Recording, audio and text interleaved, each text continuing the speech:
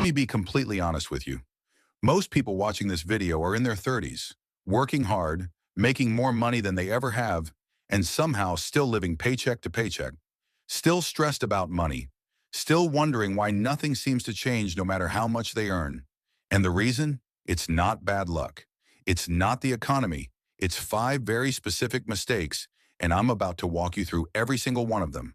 Welcome to Wealth. Wake up the channel that skips the fluff and gives you the financial truth. Straight. If this is your first time here, subscribe right now because what we cover every single week could completely change your financial future. Let's get into it. Mistake number one is called lifestyle inflation, and it is the silent financial killer of an entire generation. Here is exactly how it happens. You get a raise, maybe a new job. Suddenly you're pulling in more than you ever thought you would at this age.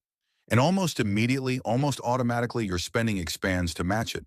You upgrade your apartment, you lease a newer car, you start eating out 4 nights a week instead of 2, you add more subscription services, you book a nicer vacation. None of those things feel like mistakes. They feel like rewards. You worked hard, you deserve it, right? But here is what's actually happening underneath the surface. Every time your income goes up and your spending goes up to match it, your savings rate stays exactly the same. Zero progress. You're running faster but standing still. The people who build serious wealth in their 30s do one thing differently. When their income goes up, their lifestyle stays the same, or it goes up just slightly, and every extra dollar above that goes straight into savings and investments.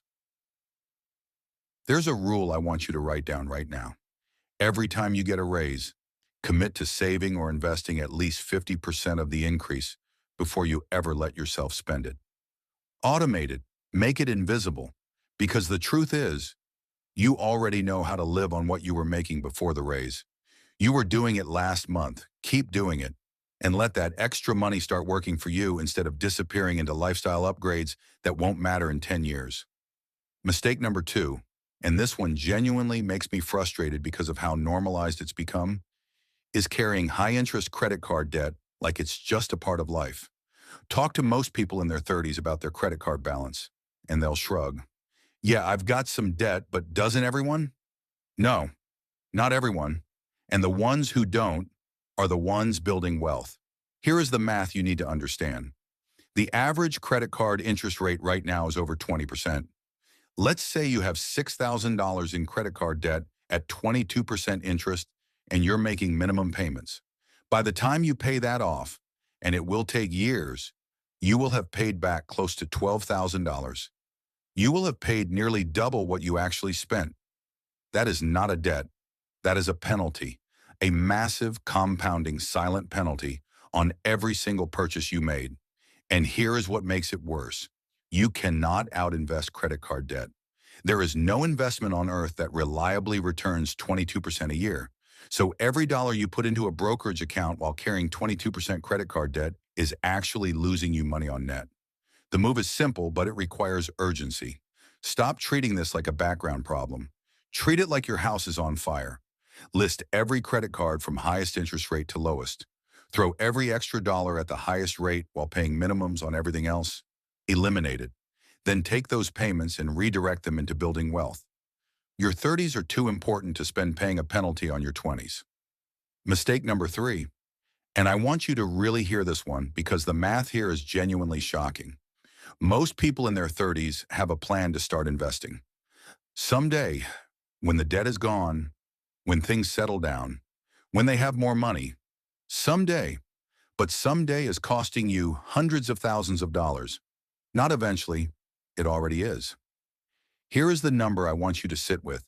If you are 30 years old and you start investing $300 a month, just $300, into a basic S&P 500 index fund with an average 8% annual return, by the time you are 65, you will have over $580,000. Now let's say you wait just 10 years. You start at 40 instead, same $300 a month, same 8% return. By 65, you have about $240,000. You waited 10 years, and it cost you $340,000. Not because you made bad investments, not because you picked the wrong stocks, just because you waited. That is the terrifying and motivating reality of compound interest. Your employer offers early action more than it rewards big action.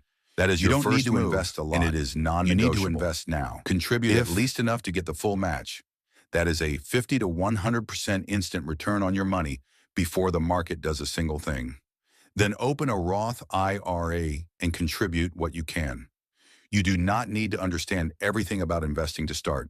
A simple index fund is all you need. Start with $50 a month if that's all you have. Just start. Because every single month you wait is a month of compounding you will never get back. Mistake number 4 is not having an emergency fund. And I don't mean a small one. I mean no real emergency fund at all. Here's the situation most people in their 30s are in. They have maybe a few $100s in savings, or they're relying on a credit card as their emergency plan. And everything is fine, right up until it isn't. Car breaks down, $1,800 repair, goes on the credit card. Medical bill out of nowhere, $2,400, goes on the credit card. Layoff, 2 months of expenses covered by nothing, goes on the credit card. And just like that, years of slow financial progress gets wiped out in a single bad month. And now you're back in debt, stressed, starting over. This is not an unlikely scenario. This is the financial reality for a massive percentage of people in their 30s. One emergency away from chaos. The fix is boring, completely boring. And it works. Build a dedicated emergency fund of 3 to 6 months of your actual living expenses, not income, expenses, and keep it in a high-yield savings account completely separate from your checking. Name the account Do Not Touch. Make it slightly inconvenient to access. Start with a goal of $1,000, then build from there. Automate $50 or $100 a week into that account until it's fully funded. This fund is not an investment. It's not supposed to grow dramatically. Its only job is to be there when life falls apart, so that a bad month doesn't become a bad decade. And mistake number 5 is the one that makes all the other mistakes possible, having absolutely no written financial plan. Here is what most people in their 30s do. They have a vague intention to be better with money. They think about saving more. They mean to start investing. They plan to pay off the credit cards, but none of it is written down. None of it has a deadline. None of it has a specific number attached to it, and so none of it actually happens. There is a massive difference between a wish and a plan. A wish sounds like, I want to save more money this year. A plan sounds like, by March 1st, I will have $2,000 in a dedicated emergency fund by automatically transferring $250 every Friday from my checking account into my savings account. One of those will happen. I promise you, only one of those will actually happen. Research consistently shows that people who write down specific, measurable goals are dramatically more likely to achieve them than people who just think about them. Your brain treats written goals differently. They become real. They become commitments. So here is your homework, and I'm serious about this. Tonight. Not this weekend, not next month. Tonight. Sit down and write out 3 numbers, where you want to be financially in 1 year, in 5 years, in 10 years. Then work backwards. What do you need to do every single month to hit those numbers? What needs to start this week? Wealth doesn't happen by accident, it happens by design.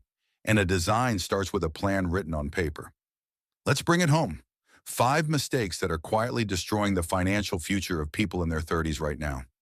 Lifestyle inflation, normalizing credit card debt, waiting to invest, having no emergency fund, and hoping instead of planning.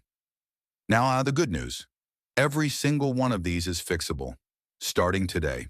Not someday, today. If you're in your 20s watching this, I made a video specifically about the mistakes you're making right now that are setting you up for this exact situation. Watch that next. It's right there on your screen. Subscribe if you want the real financial truth delivered every single week. No fluff, no sponsored garbage advice, just what actually works. And drop a comment below. Which of these 5 mistakes hit closest to home? I want to know. I read every single comment. See you Thursday.